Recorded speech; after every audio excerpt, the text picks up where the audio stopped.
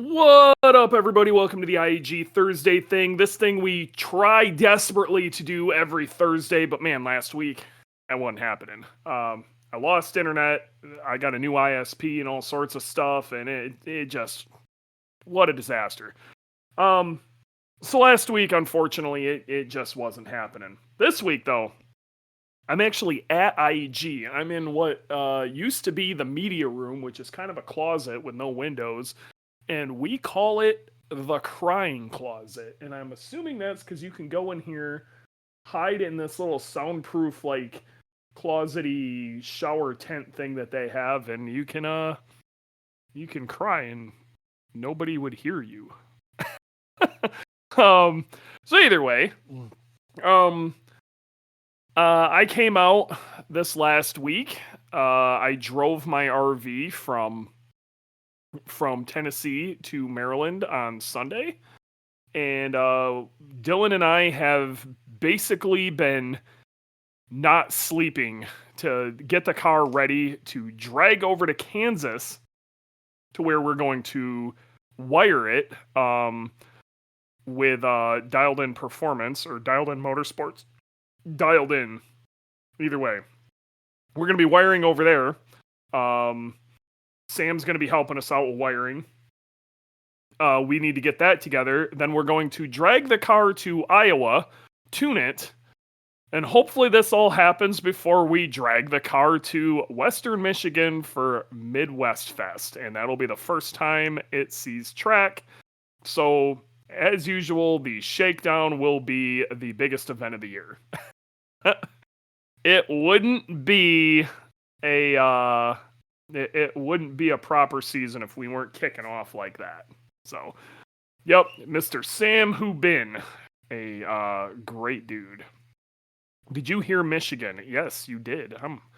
I grew up in Michigan. I don't know if you guys knew that. I grew up in Western Michigan. That's my background. Grew up in Western Michigan, moved down to Chicago. Worked there for a long time. I was a private investigator, actually, when I moved over to Chicago. So I did a little PI work out there, and then I got involved with a shop out there. That shop threw a bunch of drama, yada, yada, yada.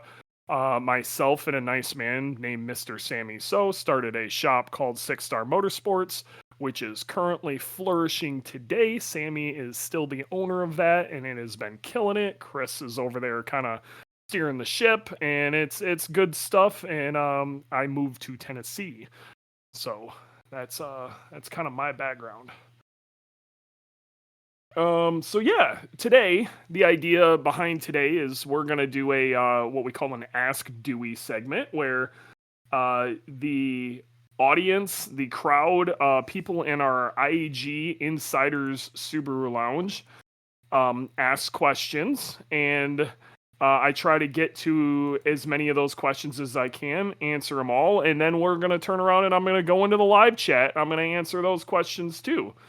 Some of these should be pretty entertaining. Some of them are a little strange. Some of them, there's actually a couple of questions in here that I think were actually very good questions, and that's to the point where they could almost be their own episode. So we're gonna chat. And you know what? 100x to the moon. I will answer that question for sure, because there's actually a very good answer to that. And I can't wait to talk about that. So do not let me forget. I have to answer the questions in the thread first, just so I can stay in order. But I'm gonna. Oh yeah, I got a pen. I'm gonna actually write that one down. Okay, you know what? You guys, I love how you guys are putting question in front of it. Do that. Use that format, okay? Question, comma, that. And I will make sure I get back to those two. Those are great. Okay, one thing I want to get out of the way right out of the gate. I need you guys to start sharing this. All right, you OGs who are in here all the time, I need you to start sharing it. I need you to start sharing the link to the podcast, okay? I know you guys who are in here live with me, and I appreciate the hell out of you, and I want to know, I can't stress it enough. You guys who are in here every week, I love you to pieces. But I need you to start sharing this stuff. Okay. I need you to start not only sharing the post I put up on my personal wall or in the IAG Insiders Lounge, but I need you to share the podcast links. I really, we need to start grabbing some more organic movement on this. And that's going to help us a ton. It doesn't seem like it does a lot, but if you only get one person to even listen to it for a few seconds, what that does for the algorithm is massive. So please, I appreciate it. Share it, and if you could, maybe even leave a review. You know, I want to hear how goofy I sound. Whatever, I don't care. Put any sort of review, good or bad, on there. Just leave a review on Spotify or Apple Podcasts. It does a lot for us because it shows that people are actually listening to it. So, back with IAG Radio. Okay. Those questions are great, by the way. Those are both extraordinarily good questions. I don't know how you think my voice is therapeutic. I'm half awake right now, so hopefully these answers make any sense. We got top comments. I want all comments. I want the nonsense questions too. Okay. Let's kind of just start from the top. Some of these are kind of ridiculous, but we're in here to have a good time. The whole concept of this podcast, if you're new to this podcast, is we're here to talk about Subaru and Subaru-based community stuff. We're here to have a good time, and if you accidentally learn something, even better. Okay, that is really what this is about. And you know, some of this could get a little goofy, but we're gonna have fun with it. It'll be fun.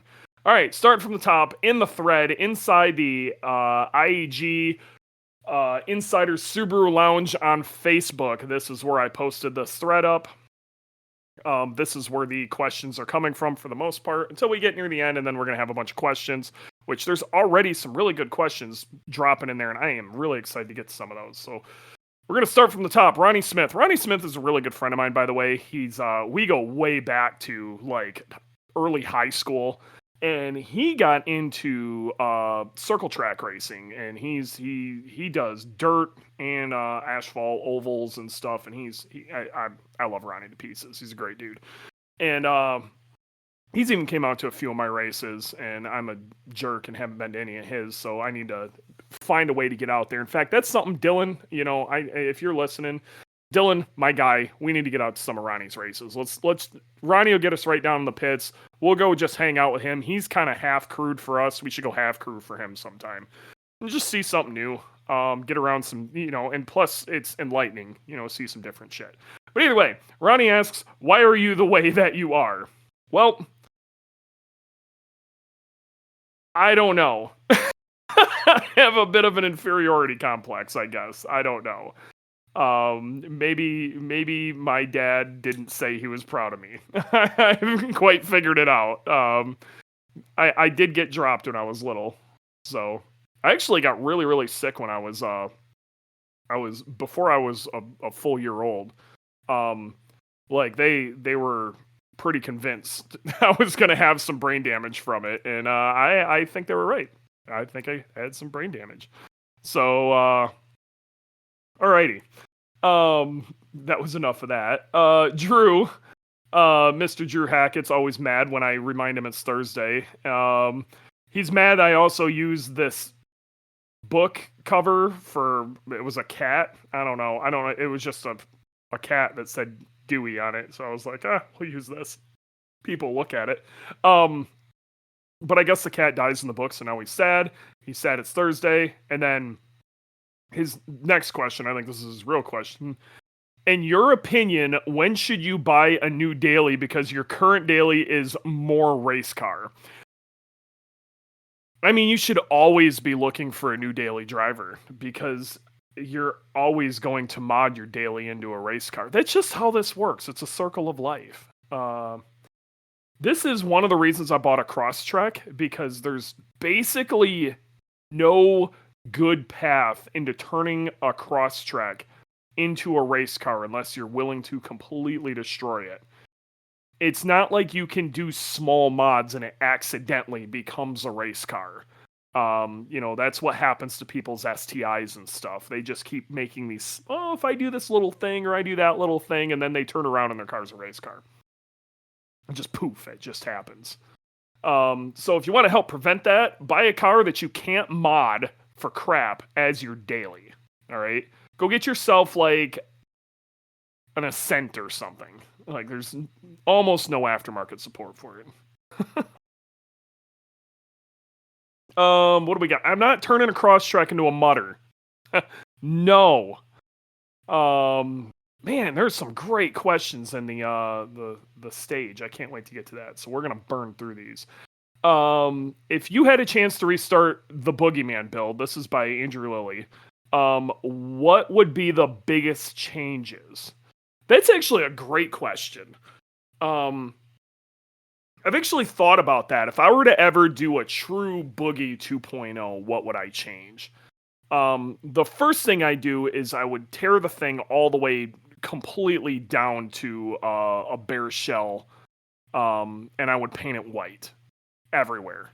And then anything I did on the outside of it would be done with a wrap. There's some changes. There's some stuff in the front of the car that I'm still not happy with Boogie with. That they were kind of one of the problems when you buy a chassis that's already been modified is you're always going to have a difference of opinion on how it should have been modified. There's a lot that Boogie does right, but there's a lot of jank to certain things on Boogie that a lot of you guys can't really see. And Dylan and I notice when we're trying to work on the car and it cuts us. There's a lot of stuff like that. There's certain things I wouldn't have cut. There's other things I probably would have modified different. That's tough. What I will say is I probably wouldn't go anywhere near as extreme with the cage as the cage that's in it. The cage that is in it is extraordinarily heavy, and it's complete overkill for what we do with the car. I would probably do a little bit simpler cage, and it would cut a lot of weight out of the car. But the thing about it is, I learned a lot from Boogie on the way through. I can look back, hindsight being 2020, on how I would have went about things now, as compared to then. And I have kind of a completely different concept to it. I may have done the intercooler setup a little bit different. I may have seriously considered doing kind of a V-mount. We've thought about a few different things. There's some stuff I still want to do on Boogie even. If I were to build it from the ground up, I definitely would. Like, one of the things I'd like to do is cut the gas tank in half. I like where the fuel tank is, but either make a custom cell that sits in the OEM spot, but only on one side of the drive shaft. So it's only on that area, so it would offset where the driver sits, and cut the tank in half and just always keep the tank full when I go out. That would be a big one. There's some other stuff. There's holes and stuff cut in places that there just shouldn't be holes, and that's about it. Honestly, I just wish it was a little bit cleaner.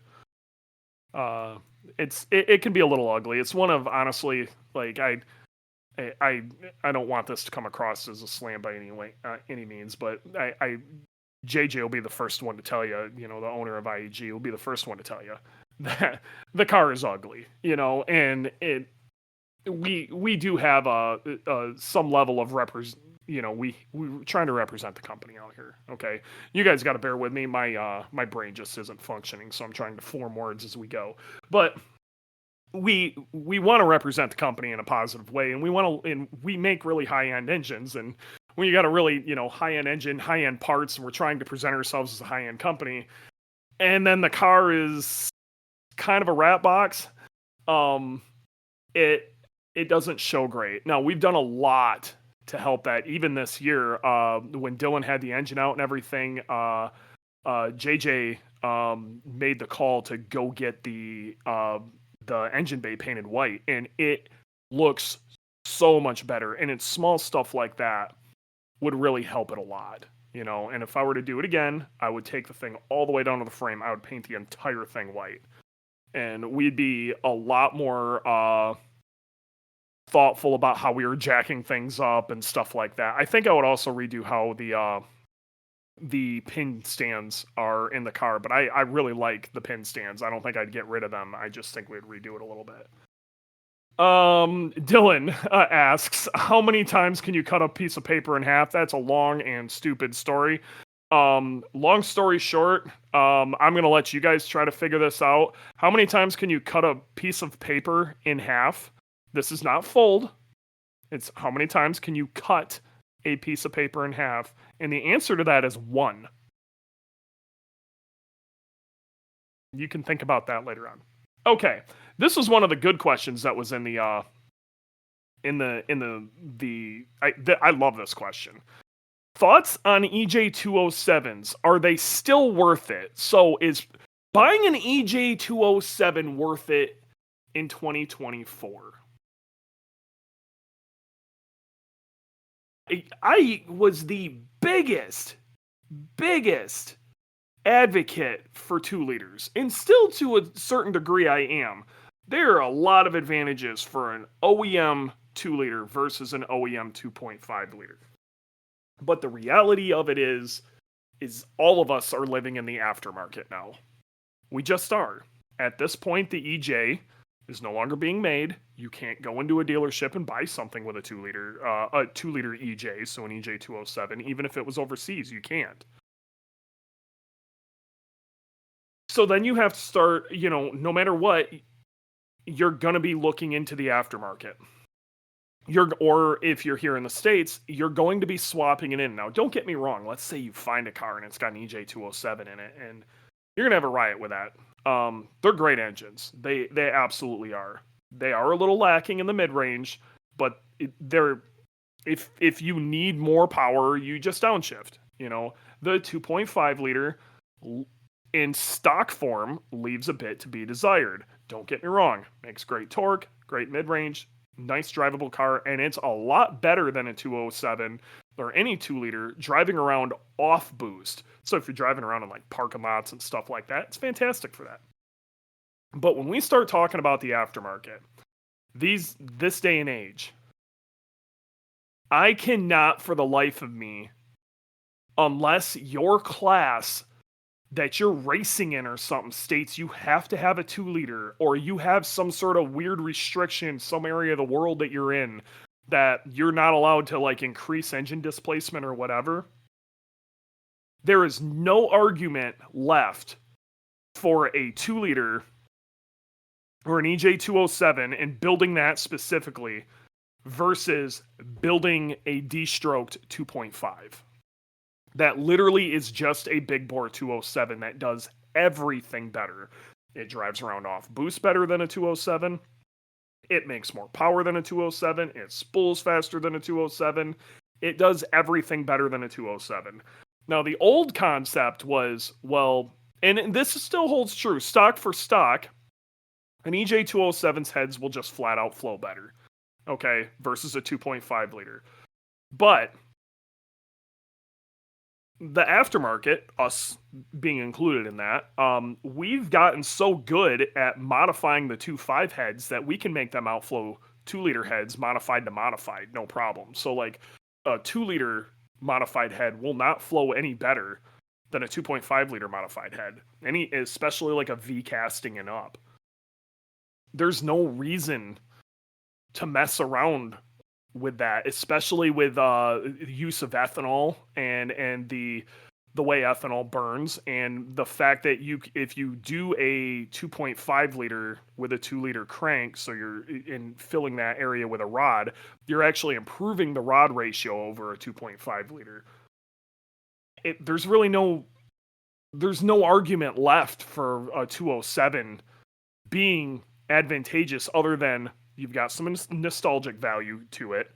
You're trying to keep the car stock or something like that.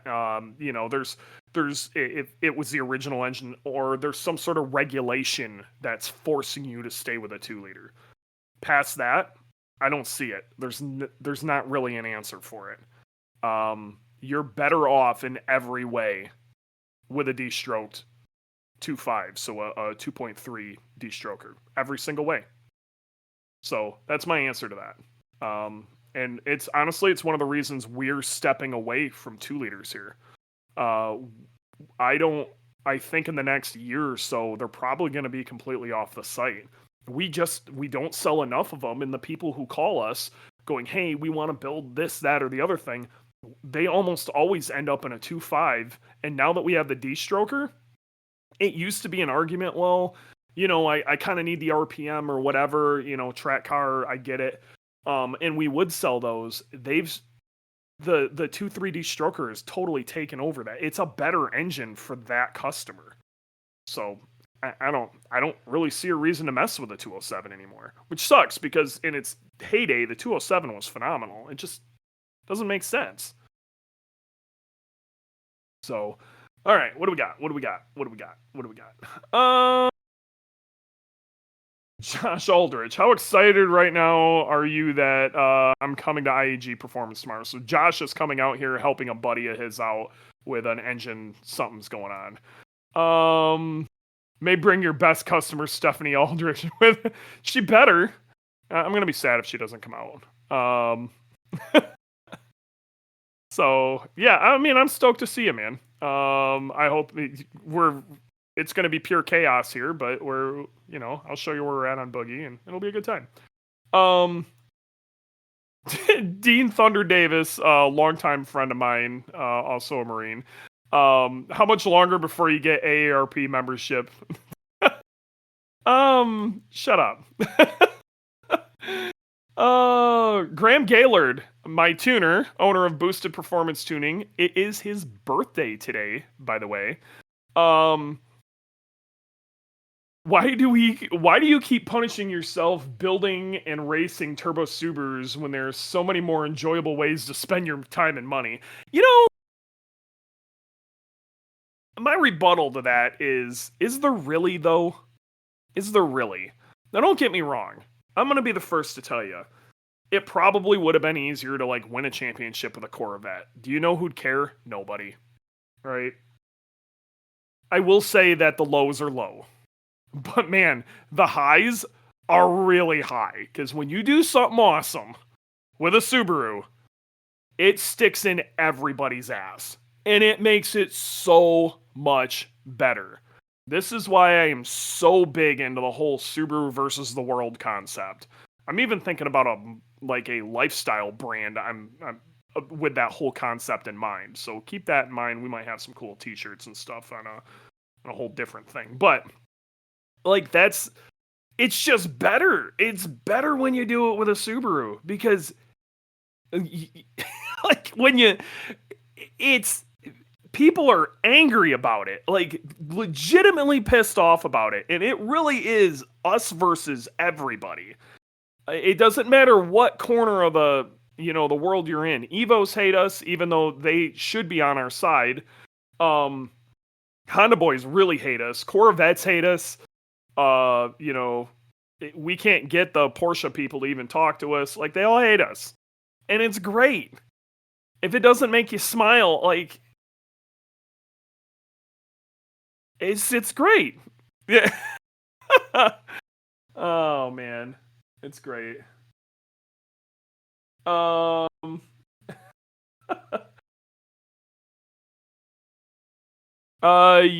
Yeah, Beth just brought something up in the chat. Last year at NJMP, so the New Jersey event for Grid Life, we won overall with Boogie, okay, which I've never done before, but that's from Street Mod. We won overall. We were the fastest car there that day. And I'm not going to lie, that event was a little low on attendance, but there were some fast cars there, including a twin-turbo R8, okay, Audi R8. Very expensive car with what looked to be some very nice aero. I don't know anything about the driver or anything else, okay? But here's what I do know. I know he wasn't happy he was getting beat. Okay, and I do know a couple days later, that car went for sale. So you put 2 and 2 together, you get stomped out by, a 90s 4-strut turd box with a plywood splitter. it makes you rethink your life. I mean, that story is great. I'll always remember that. That was a great day. We had some good times. We almost got beat by a Civic too. That was close. Stephanie asks, if you could only drive one car for the rest of your life, what would it be and why? That's tough. I don't plan on having kids and I just went rah rah rah Subaru here. I would probably be very happy with a well-modded new BRZ, naturally aspirated. That would do just about everything for me, but I think the whole time I'd be wishing it was a 918 981 Porsche Boxster Spider, which I'm pretty sure is like the pinnacle of sports car made in the past like 20 years. You're going to have a hard time convincing me otherwise. Because it just does everything so damn well. Not one answer yet? What are you talking about? Jeremy, I don't think he understands how that works. What's up, dude? Dylan just walked in. How was Dylan today? Are you hearing like this and like staring? That's gotta be freaking you out, man. Yeah. How's things? How's it going back there? I know we had a little, we had to get some parts overnighted for all sorts of chaos going on. Straight from Japan. Like, the only way we get parts. Engines and all sorts of stuff. So, Nathan is asking, is Dewey going to defend his title? Well, that's the concept. It's more as IAG going to defend the title, because it's not just me. And Dylan will be the first one to tell you it's not just Dewey. Poor Dylan. I don't think he knows what sleep is anymore. Yeah, I mean, what's crazy too is it's not just me either. There's a whole group of people that are pitching in at night. That's the best part. We got dudes, new guys like fabricators. We have new interns that are trying to get involved. We've got people, little side projects all over this place, like tinkering with stuff on their free time, trying to like little brackets and things like that we need, because there's a lot of changes. There's a whole lot of changes. This is as close to a proper revamp of this car as there's ever been. Yeah, I mean, we even had Adam make a mount for the electric throttle pedal. Yeah, because we're going to drive-by-wire. Yeah. Yeah, it's adjustable, so we can move it left or right based off of your heel toe. Yes. So we haven't addressed it. I think we need to make that a product. Well, it would be a GD pedal. Yeah. To a GC firewall. Yeah. So we got to make another one to a GD. GD pedal would just bolt to a GD pedal. Yeah, but it ain't adjustable. Maybe. Yeah. We could build a GD next. Yeah, maybe. Maybe that's what's in the future. Yeah, everyone's looking at the right hand. Pay attention to the left. Yep. I heard you talking smack and hyping up Porsches again. I'm sorry. So it was really good. But it's good as a daily, you know what I mean? And not even a daily. It's good as a weekend toy. It's the only thing I'd ever want it for. I couldn't daily it. You're better off with an STI as a daily. You need back seats and shit. If you gotta do stuff, it's the worst car. If all you're doing is like, I'm just driving, it's great. If you don't care how fast you're going, it's great. I daily drive a Corvette. That doesn't make you smart. I never said I was smart. I'm just saying, how many times have we needed your girlfriend this week to run us things and pick up a giant bag and like...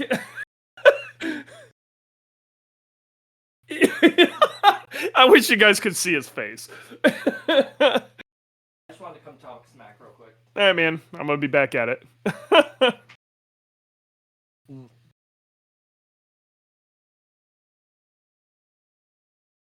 Mic that boy up. Sorry, I don't have an extra mic. Maybe in the future. Well, maybe if we win another championship, we can talk him into it. How about that? Matt Martin is asking, long shot, if you want to go into detail on setting up map DCCD to utilize percentage of slip, I'd definitely be taking notes. Matt, here's my quick answer to that. You're going to keep it in auto mode no matter what. Just stop screwing around, only use auto. Start at 50%. So literally turn the knob to the center. All right? Run a few sessions like that, or do whatever you're going to be doing like that. If you feel the car is understeering, turn the knob down. Like, and maybe an eighth of a turn. Okay? And keep turning it down until you feel the car rotates the way you want. Now, if you get all the way to the bottom, we're talking like somewhere between half and a quarter on the knob. If you're anything under a quarter, you're probably not going to get as much lock as you'd really want for like leaving corners. So then you're going to need to start looking at suspension and what you can change on that. Okay. Now, if the car oversteers more than you would like, turn the other direction. What you need to do is kind of remember these things, because I in my brain knew that I wanted to be about 3/4 of the way up if it was raining and about 3/4 of the way down if it was dry. Unless it was kind of a crummy track, I'd be somewhere in the middle. It's really something you could adjust real quick, though. Drastically makes a difference, though. We'll just go on that. We got some people in here talking about cats. Daniel, I want an in-depth conversation about high-level suspension dynamics and how to tune them once you start playing with roll centers and a left dive squat. Okay, that ain't happening all today. Versus static camber and how to blend that with conventional spring shock, sway bars, rake adjustments. Fingers crossed for future episode with suspension daddy Mike Kojima. I would love to have Mike Kojima on and have a really down and dirty conversation about Subaru specific suspension stuff. So how to deal with struts, how much spring rate is too much spring rate, things of that nature. What I will tell you is, one, there is a ton of great info over on motoiq.com. That came straight from that man's brain. And then you can even go further back into the depths of Sport Compact Car Magazine from back in the day. And there's a bunch of really great info in there too. So, but I agree that maybe I know enough to be dangerous. Okay. This is a situation where I can help the majority of people get pointed in the right direction. I know enough to know that I am nowhere near like Mike Kojima is like literally like top of the peak to me. The guy's kind of a hero of mine. And I would love to have somebody like Mike on and we just pick his brain. So once again, these are one of those things, blow up the, maybe that post or my post about today's episode or whatever. Blow it up with people you want to have on here, ideas like that. I love those. Hit me up and the more you put it in there, especially if you tag Mike is in a lot of these groups. Mike would be really, really stoked to maybe come onto this and we can chat. Ronnie Smith asks, what gives you the right? I've been doing it long enough, so that gives me the right. All right. Next one. What are your thoughts on RCE Super Street coilovers and Olin's Road and Track? Know you love Fortunato for the money, but when you add the Swift Spring upgrade, costs and other options, that's fair. So what he's basically asking is RCE Super Streets and Olin's Road and Track are both, if you start, honestly, if you're cross-shopping, you'll find out real quick, especially if you add some Swift Springs on a set of 510s, that Olin's Road and Tracks are really similar in price and RCE Super Streets aren't far off. So I have some thoughts on that. The RCEs, they're basically revalve KWs. Okay, I I actually had a set of those on my BRZ, and they were decent street coilovers. They weren't the greatest track coilover. There's some argument to be had on how maybe some familiarity. Some of it also is how the valving works in an RCE. Which once again you're talking about a KW based coilover, and they're revalving and messing around with them. I don't want to take anything away from RCE. The product's great, and it definitely stands on their own. So this is not like another brand that rebadges coilovers. So they RCE makes a really great product, and one of the other nice things about RCEs is since they are using a KW base shock, they don't. The downside and the upside are kind of the same thing, since they don't use a separate adjustment for ride height versus preload on the spring. You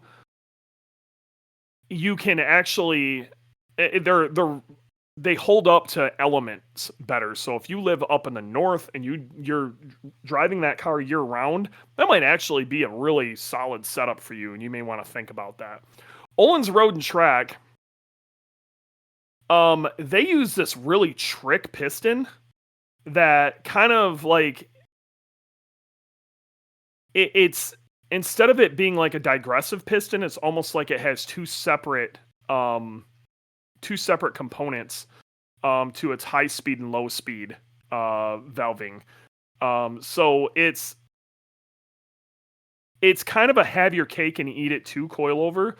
The downside to that is what you got is kind of what you got, and it's also it's height adjustable the same way the Fortunautos are, which is an advantage or disadvantage depending on if you drive it in the winter and in a salty area. But this is where I'm a big fan of, if we're going to compare 510s to this, 510s with that digressive piston that Fortune has really done a very good job of getting dialed in. The set of Swifts set up correctly, I honestly think you're still better off with that setup. You can make the car ride nice and it performs on track better, in my opinion. But with that stated, you order a set of those things up, it takes a long time to come in. Öhlins Road and Tracks, you can usually get off the shelf. You can have them in a couple of days. So there's advantages. And, I can get Öhlins, no problem. RCE, I don't think I can get RCE here, but they make a great product. So, Callum Brown, what do you think is the best Subaru chassis to start with on a track build? That's easy. GD, 100%. GD chassis. If you can, get a GD-based STI. If you can't, and you either get a GD-based STI or you get the cheapest clean WRX you can, and you start with that. But straight up, a GD chassis is your best starting point for a track build. Mostly because leftovers are upgrades for it. The car's still fairly light. The aftermarket's still feverish for it. The chassis is a ton of fun to play with. And you can go in any damn direction you want with it. The 08 STI is probably your best value right now, but the multi-link rear suspension can leave a little bit to be desired. It is a little bit heavier, and they've got their own like weird little firewall issues and stuff like that. The VAs are another chunk more expensive, and they can actually run into some cooling problems on track. So none of those are bad choices. If you can start with an STI, start with an STI. The best chassis to go to the track with, though, straight out of the gate, is going to be a GD chassis. So anything 02 to 07, specifically the sedan. What's the best starting point setting up an alignment and camber on a GD for track use? What I tend to, it depends on if you're driving it on the street or not, okay? What I tend to tell most weekend warriors with these things is if you get as much camber out of the rear as you can, depending on if you have adjustable arms or not. you're not going to be able to get much. Okay. And in the front, I'm assuming you have a set of coilovers. If you don't, get as much camber as you can evenly. If you do, set your top hats on your coilovers to 0 camber. Get as much negative camber as you can evenly out of it with 0 toe front and rear. And when you go to the track, what you do is you dial in about another 2 degrees of camber, and it's also going to dial in a little bit of toe out when you do that, and you run around your track day or autocross or whatever like that. It's going to dramatically help turning. And then you run around the rest of the day like that, hopefully not destroy your tires or whatever, and then you before you leave that day, you jack up the front of your car, you pull that camber back out, and then you drive home. That's my recommendation. Then you're not eating tires. It works really well. If you have adjustable like lateral links and stuff like that, just to give you an idea, I'll let you know what we run on Boogie. On Boogie, we run 3.5 degrees negative in the rear, 0 toe, and almost 4 degrees negative in the front with a little bit of toe out. It's a really simple setup. But that car doesn't see much street use. If it does, it's more for shenanigans. And then one more. Corey Richardson. For guys doing 5x100 to 5x114 swaps, specifically GDs, but maybe GCs, what's the go-to knuckle? GD versus GR versus VA front knuckles. I mean, you're going to buy them in a set. Make your life easy. I'd recommend getting a 05 or 06. You don't want an 04 or you're still 5x100. This is US domestic market. 07s, they actually took a little caster out. If you get them cheap enough, by all means, but 05 or 06 would be the way I'd tell you to go. You can also, the rear bushing, if you like flip the mount around, I haven't done this in a while, but it's actually the piece that connects to the control arm. You can flip it and it'll actually push the control arm out a little bit and you can gain a little bit of caster. Little secret for those folks out there. I haven't used a GR or a VA knuckle in the front, but they're really not much different. So I think you'd be okay. Yeah, like Mr. D. Alex Butler said in the chat, don't swap 5x100 hubs into an 04 knuckle. It's the same thing as an 03 WRX. Exactly. So VA knuckles change the roll center some is what Drew is saying, and there's probably some truth to that. If you were to go that far into it, though, and you're to get rowdy and we're talking about serious roll center changes and stuff, you may want to think about just getting some billet knuckles or some sort of aftermarket knuckle. WiseFab works out really well. They've worked good on Boogie. You got lots of options as far as that goes.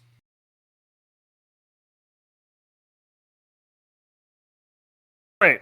There were some great questions inside of this chat, so I want to go through some of those. You guys were not playing around. And I love how you guys actually started formatting them. Let's get to the top. There we go. 100x to the moon asks, why does IAG make a ported 11 mil oil pump versus a 12 mil oil pump? And I'll let you know, because you can get the 12 mil oil pump here just as easy as you can get the 11. We run the 11 because we tested it. We have the ability to actually test that. We have a Spintron, okay? What we found was when we run the 12 mil oil pump on the 2.5 liter block, it doesn't like it. Okay? You basically just live on the relief valve the whole time. So modifying it didn't really, you were better off as far as oil pressures and flow with a modded 11 mil than you were with a stock or modded 12 mil. We tried it all. The reason the 12 mil exists is specifically for dual ABCS EJ207s that were running the dual drilled crank. Now, does that mean, long story short, the 2.5 liter block just didn't want any more oil. That modded 11 mil is good for just basically anything you would want to do with a wet sump system. If you need more than that pump, you should be looking at a dry sump. That's really where we're at. But yeah, that's not us just kind of randomly pulling that out of the sky. It was, we tested it, and that's what made sense. If we thought we could make the pump better by using a 12 mil, we would have. So 12 mil exists for the twin turbo legacy also. Well, there you go. Bigger isn't always better, though. Remember that. How many gallons per minute did the 11 mil ported flow? We have all of this data up on our site if you guys want to check out what we checked. I don't know if I've got the 12 mil stuff up there, but we definitely have the 11 mil stuff on how much of a difference that actually made for flow. And even the stage 1 was a pretty good jump over it. It's really good at holding pressure up top too. So, next question. Why does IAG not make a water pump with a cast impeller like RCM? Well, because one, I'm running an OEM water pump. Like I gotta be real. We have bigger fish to fry. I'm running an OEM water pump, and I shift it 8,300 RPM, and I have absolutely zero problems with my water pump. So there's really, there's other things worth chasing. Now, the other thing is, if RCM makes one and it's good, we work with RCM. There's really no reason to get into that argument. You know what I mean? If they make a really good product, there's a chance you're going to start seeing us sell a little bit of RCM product. We don't by any means want to Flat Irons is really big into RCM too, but we're going to be doing some collab stuff with RCM in the not too distant future, which we're pretty excited about. So, if it's one of those things that you're hell-bent on, make it happen. My 2 cents, I don't know if the juice is worth the squeeze. That's me. I'm sure there's a scientist somewhere who's telling me I'm crazy. Will there be any new up and coming, new developed parts for the VB chassis? Yes. We're already working on it. We've got a whole bunch of stuff coming for the VB. We're trying to solve a bunch of weird problems. The problem we're having more than anything right now is we really want to release that block, and it's really, really hard because getting blocks from Subaru is impossible. So that's what we're trying to do. And I think once we start seeing people really push that chassis, we're going to start seeing what the issues are, and then we can fix them. So, thankfully the engine is coming along capital. We have the ability to build a phenomenal engine for it right now. We just don't have the ability to sell it. And that sucks. 100x to the moon. You must be doing a bunch of oiling stuff right now. So if you, by all means, if you want to give me a call, anybody who's listening to, if you guys want to talk to me direct from whatever reason, all you gotta do is call IAG, ask for Dewey, and you'll get me. So I'm an easy guy to find. Do IAG's new oil pans have a gasket, or do you use gasket maker? They have an O-ring. And in theory, you do not have to use any sort of sealant for that. They do have an O-ring. So it's if you look on our site, it shows it pretty clear. Yep. Gasket, a little Fujibon, 2 spots. Pretty much. Question, will you take Boogie to a roll race just for fun? I want to hear rolling anti-lag. You know what? I've kind of always wanted to do that, so I wouldn't be against it. One of those airport or airstrip runway things, that would be a good time. I'd be down to do that, and I'm willing to believe it would do pretty well. Sitting Low is asking, will Boogie make the trip north of the border? That's not off the table. Right now, we're trying to set the car up to maybe make a trip to way below the border to another English-speaking country on the other side of the Pacific. I hope that works out. That could be sick. Flanny Man, question: V-mount intercooler setups, advantages and disadvantages. You know what? V-mounts are sick. I'm not gonna lie. So here, I'm gonna give you my two cents on this.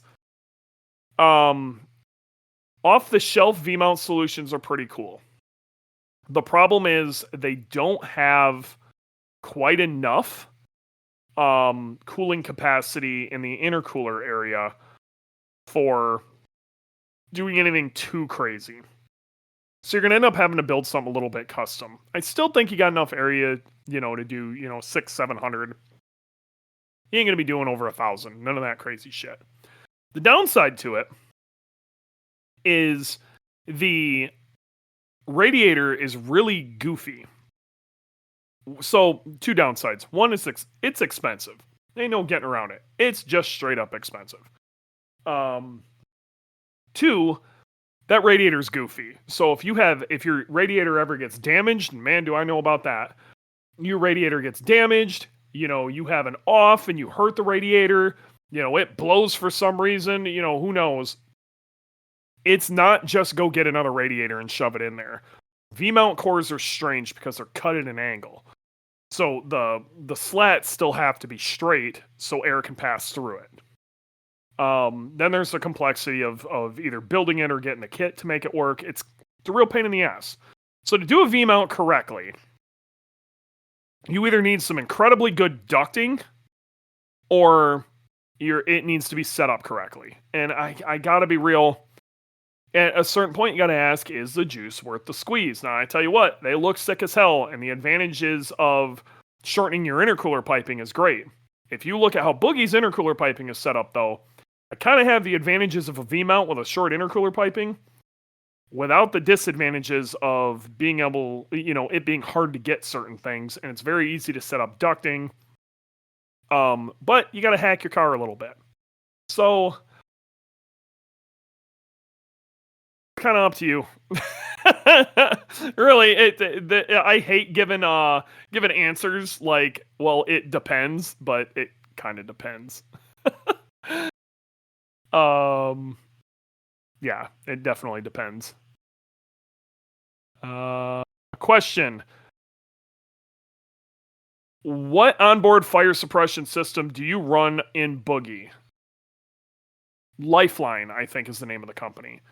And we found out, actually this week when we went to go refill it because of the fire that we had, that I did not deploy it correctly. There was still a significant amount of the suppression stuff left in there, so I didn't use hardly any of it. What I learned now is I needed to pull that lever a lot harder because it didn't lock. When you pull it, it's supposed to lock and stay open. I never pulled it hard enough to get to that point. That's on me. But now I know. Now I know pull till that thing locks. Never had to do it. That was the first time I ever had to yank fire suppression. Honestly, probably would have saved a lot of heartache right now. But it is where it is. And now we got a whole lot of stuff we still got to fix. But yeah, that's my 2 cents on that one. Yeah, the Lifeline kit's really nice. I just wish I would have used it correctly.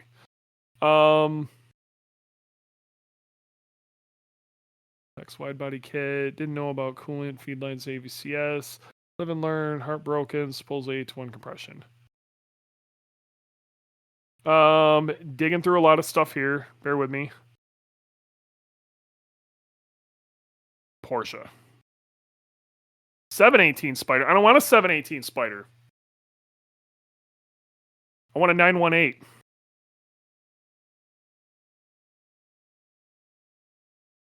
Too much spring ray. Bucky Lassick would be dope on the podcast. Yep, that's actually something I thought about. I've talked to Bucky a few times.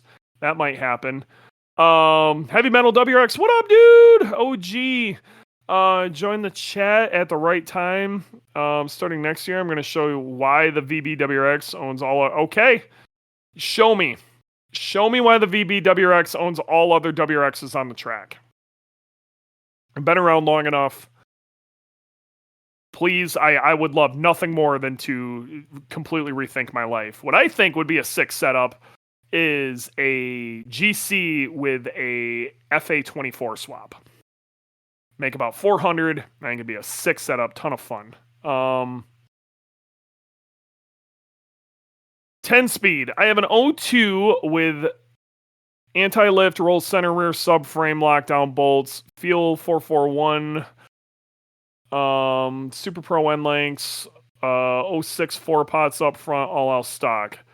Big sway and poor braking, solely autocross, budget minded. Advice or direction?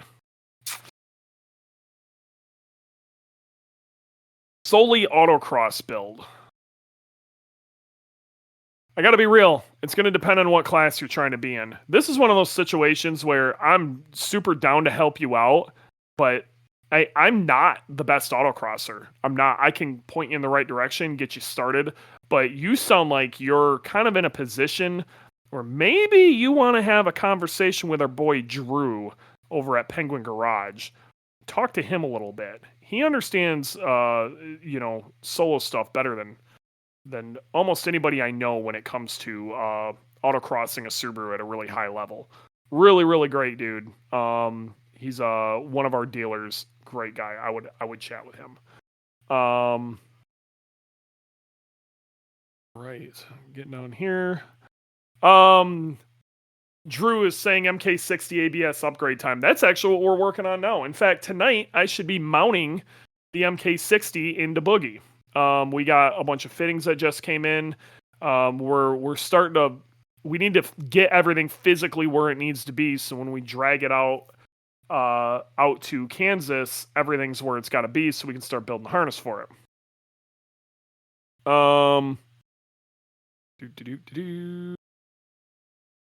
Onyx, hello. Just here listening to you guys. Well, great to have you, bud. Great to have you. Josh Aldrich.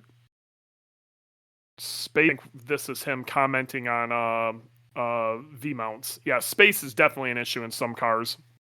Not only that, with any form of heat exchanger, ducting is how you're going to make it efficient.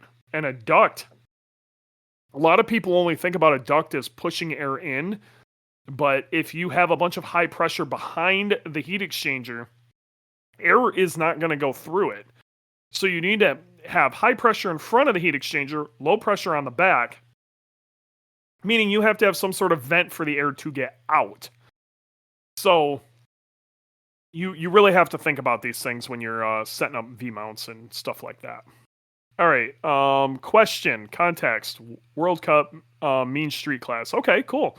Why is it that only 2-rotor engines get to run in, all other engines have to run in A2A? I gotta be real, I do not know a whole lot about the classing with that. I do know Mean Street used to be pretty rowdy street cars. It was actually something I think we were looking at sticking one of our drag cars in. I'm not sure why they have it set up like that. And what I really don't understand is the rotary rules, because I am not a rotary guy. I have no idea. So, yeah. Flanny Man, question. What do you think of the Crest CNC making new heads without the dog leg and 420 plus CFM?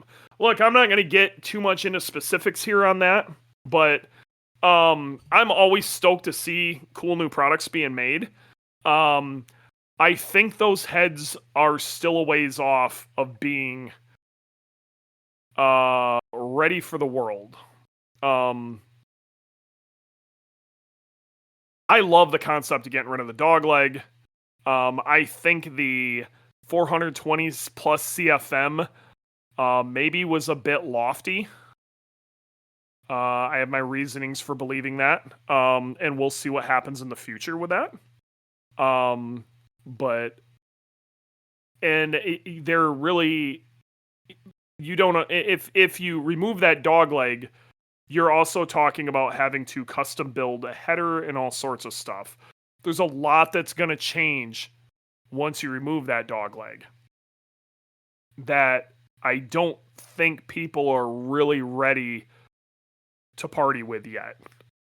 But with that stated, I think it's a move in the right direction, and I'm excited to see what comes of that in the future. But I don't think it's ready for the show yet. So let's just say I'm excited about what's going on there. Take everything with a grain of salt until you actually see it doing big things. Okay, there's always huge claims about crazy stuff like this, and sometimes it just never works out. Heavy Metal WRX. The GC with FA24 is coming.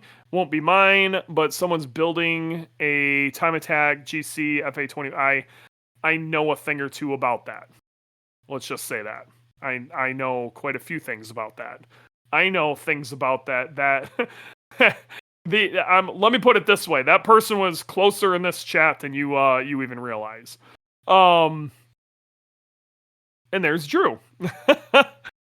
Where's Warranty at? Need that butter sweet voice. I think he's actually on his way to Grid Life Rev Up, which is this weekend, which I'm really bummed I'm going to miss because it ends up being one of my favorite events every year where I use that basically as the shakedown, and we ain't getting that this year. So, not happening, my guy. Not this year. So, but Warranty's headed over to Rev Up, and I think there's going to be some pretty rowdy cars at Rev Up. From what I saw, the weather should be really nice for Rev Up. There's a good chance records could fall. I'm gonna be very distraught if somebody runs a sub 130 in Street Mod before I get a chance to do it. If I get a good actual shot at it and I don't get there, it is what it is, but man, if somebody gets it done while I'm still trying to get this together, I'm not gonna lie, some drywall somewhere is probably getting a hole in it. I'm gonna go all Kyle about it. It is what it is. Yeah, and again, Warranty actually is pretty bummed he couldn't make it this week. He had too much going on. Love him to pieces. So, what do we got? Yep, Drew is good people. Can definitely confirm that. G-Bags, Onyx and I are here from Cosmic Motorsports. What up, Cosmic, down in Houston? You guys are awesome. I'd love to have you guys on the chat sometime. Let's try to plan something out. Get you guys on here. I want to hear about the history of the shop. Where you guys came from. You guys have done some really awesome drag stuff, but you've done a bunch of other things. Let's try to set something up, guys. I would really like to have you on here and just chat it up, do a talk shop situation. I want to get some more of the shops out here, and you guys are right at the top of the list. So please hit me up via Facebook or give me a call or something. Let's try to schedule something because I think a lot of people would really like to hear you guys' story. They changed the turbo rules for Subarus because we were too fast in Mean Street. Well, there you go. Well, that person's in here. I asked Chris at 6-star contact because I wanted to be able to do a showcase. If you ever need to talk to him, you let me know. I'm really good friends with him. But he's going to want it to be done first. That is an extraordinarily busy guy putting that together. Warranty is not on a Tinder date. I'm sorry. Oh, my God. Asking if Drew charged for conversations. You know what? Maybe he should. Advice is free. I was thinking he was asking for advice costs money. So advice is free, but here's what I'm going to tell you guys, especially this time of year, everybody's trying to do a build. People got a lot of questions, whatever. Whoever you're talking to, if you're talking about a lot of high level stuff, like, hey, what do you think about this? What about an engine along these lines? And you're just kind of poking around that way. That's different. You just want to kind of get a vibe. But if you're like really starting to feel it, and they go through all the work of putting an entire invoice thing together for you, they get you a proper quote. They really go down in the nitty gritty of explaining how everything works and everything else. This is whether you're talking to me, a shop, whoever, I don't care. Later on in life, if you're talking to a contractor for a house, whatever, unless they somehow wronged you, at least buy a damn t-shirt from them.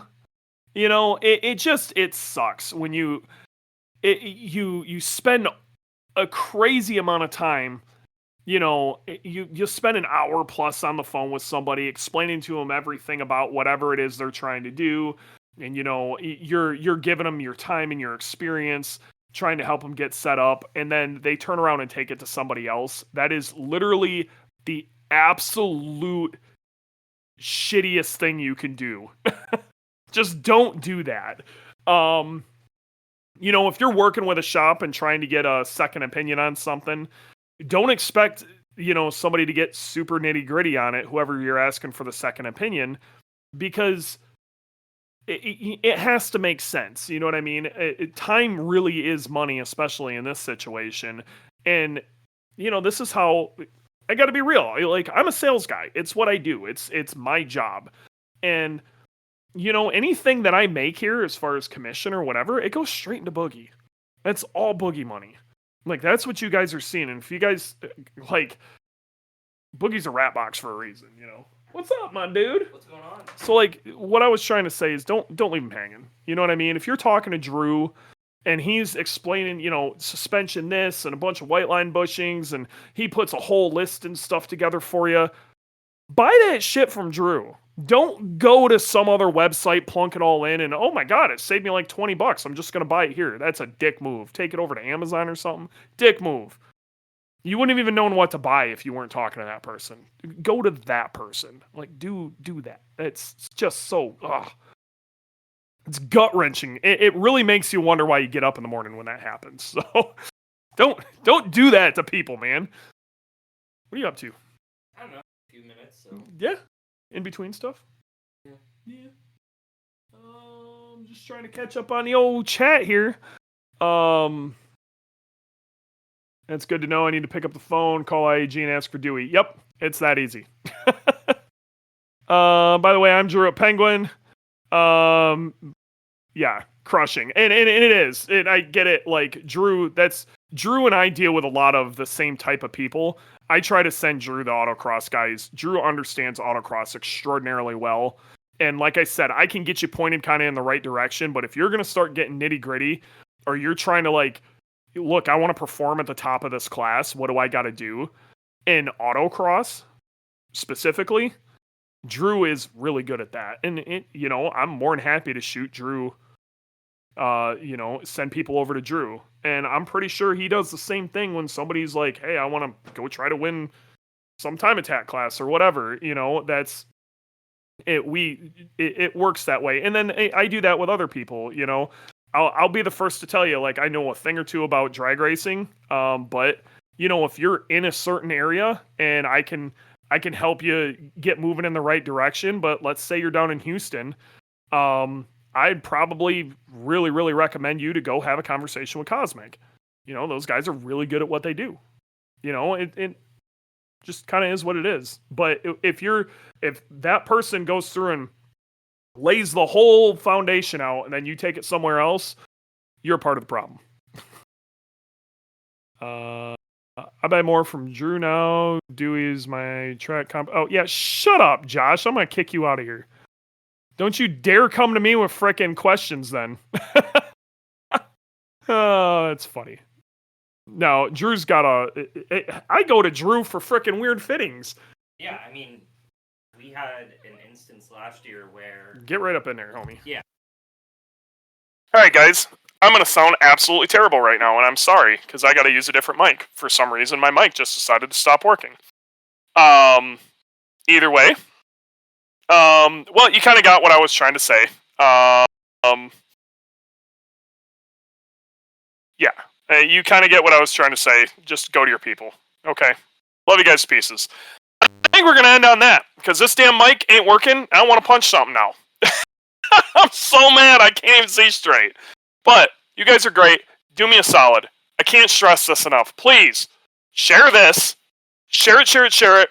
Like, comment, do stuff for me, okay? On Spotify, on Apple, I need my core people who are in this chat right now be my people. But we got to get to work. Next time we're live, there's a very good chance we're going to be in Kansas. So we'll catch you up on that, and then I think we're going to have maybe a little bit of a boogie palooza. We might even have a conversation about wiring. Might be good. Either way, is what it is. Yep. So sorry that it sounds like a PA system now. It's because we're going through a really dumb mic. But it is what it is. You guys are great. I love you to pieces. And we will see you next time. It's been real. It's been fun. It's been real fun. And yeah. Good times. See you guys.